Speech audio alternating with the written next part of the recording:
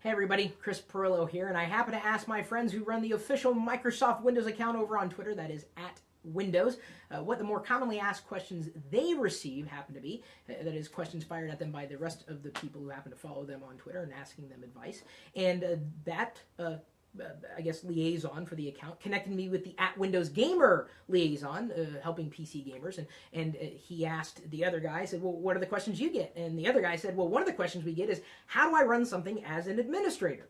All right, well, I suppose this is a good question to answer, although not without a few caveats. If a program was not designed to be run as an administrator, you shouldn't. Don't give it elevated privileges, and it could then run amok and cause general havoc about your system. The reason not to run something as an administrator is because if you don't need to run an executable, a program in an administrative mode, giving it access to all these system resources, don't.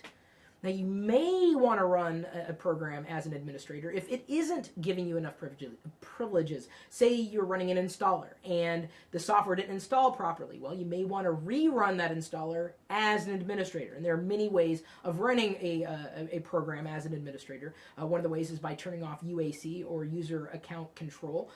I wouldn't recommend that because, again, you are exposing your system to potentially bad things.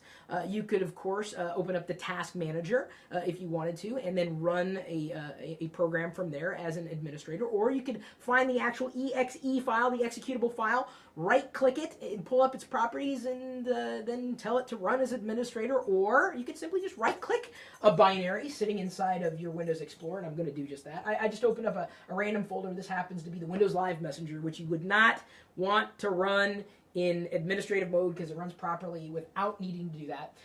To run a program at one point in time in administrative mode, I'm going to go ahead and zoom in here. Actually, I just zoomed in the icons. Right-click that executable file, so long as it sticks, and then right there's the option Run as Administrator. And there's that little warning telling you that, hey, be careful about this because, you open this because your system could be exposed. You don't know. If you don't know this binary, you're running in administrator mode, you're essentially saying, okay, program, do whatever you want. Do whatever you want. I'm going to pretend you're administrator. Yeah, okay. Oh, you want to destroy my system? Oh, it's fine. I gave you privileges. That's why you wouldn't necessarily want to run something as an administrator. Again, if you're running into problems with a software installer, a driver upgrade process, a program in general, if it's not running properly, you could try running it as an administrator, so long as you know where that program came from. So if you download it from some random website thinking you were getting the right thing and it wasn't working fine, it may have tricked you into saying, oh, run as an administrator. Make sure you know what you're doing, because if you don't, you're probably not watching this video, you're probably busy reinstalling Windows because you gave the wrong program access to your system. Be careful. Of course, if you think you know what you're doing, fine. I'm just telling you, that's how you do it. Just be careful. Got to throw those caveats in there, and I'm sure the people who are behind the @Windows Gamer account on Twitter would say the exact same thing. Be careful. I'm going to go ahead and zoom out again because that's not all that interesting. And again, neither am I. You can follow the official Microsoft Windows account on Twitter. They are more interesting than me because they're constantly posting tips and tricks and sharing other factoids about Windows with the rest of the community.